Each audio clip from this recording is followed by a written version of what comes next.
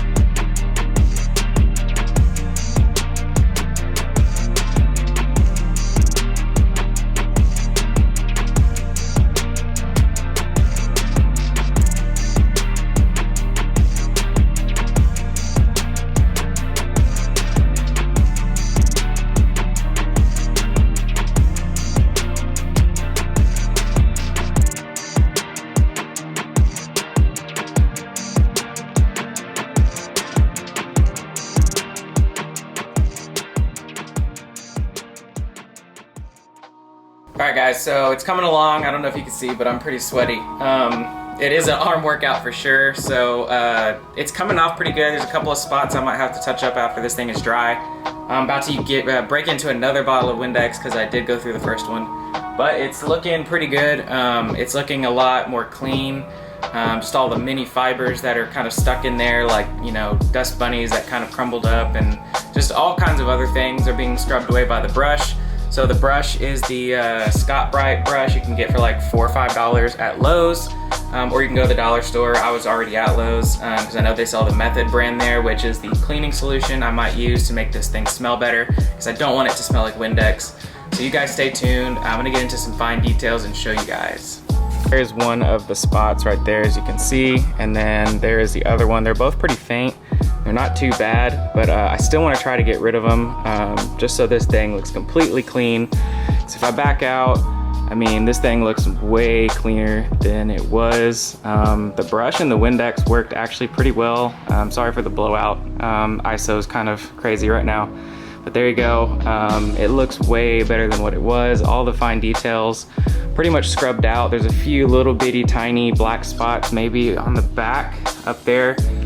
But we're gonna fix those eventually once this thing dries. But let's see if we could try to tackle these. All right guys, and here we go. As you can see, it's hardly even noticeable. If you were to go back, I mean, you'd really have to know where it is and look for it. But I think I might have found a good way to maybe almost get rid of all of it without damaging it too much. So here's the second one. Remember how that was more faint? And then there was the other one over here, so you can barely even see it. So let's work on this one and I'll show you guys how I did it.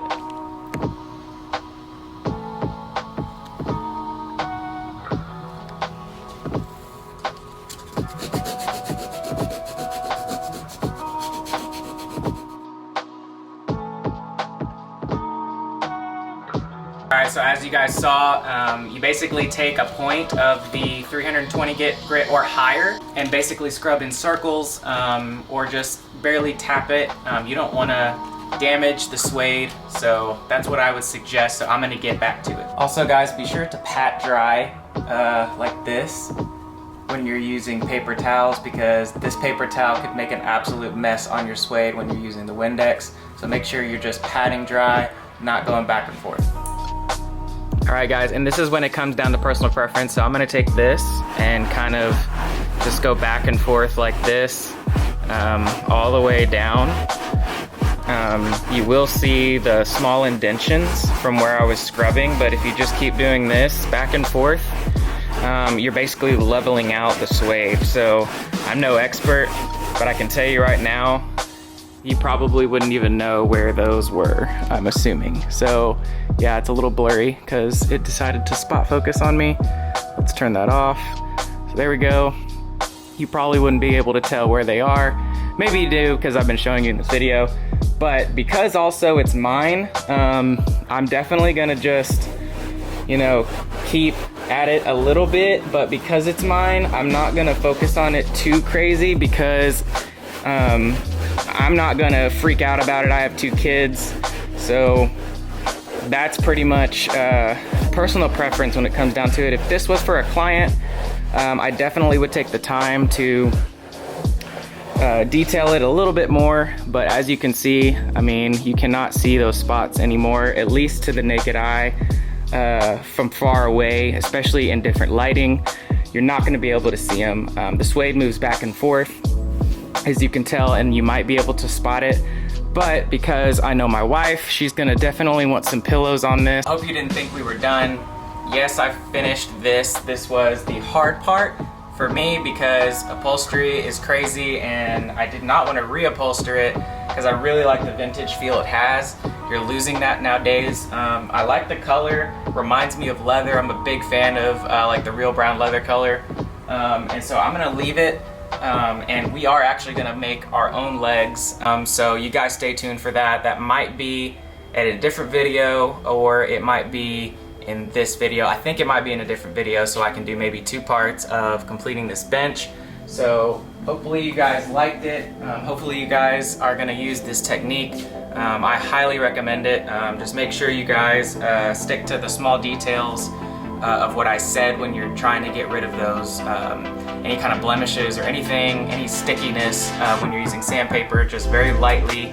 Always just dab it with the paper towel or you're gonna make a mess. You have to use a vacuum. So you guys stay tuned for the next video where I put on the legs to the bottom of this bench. Peace.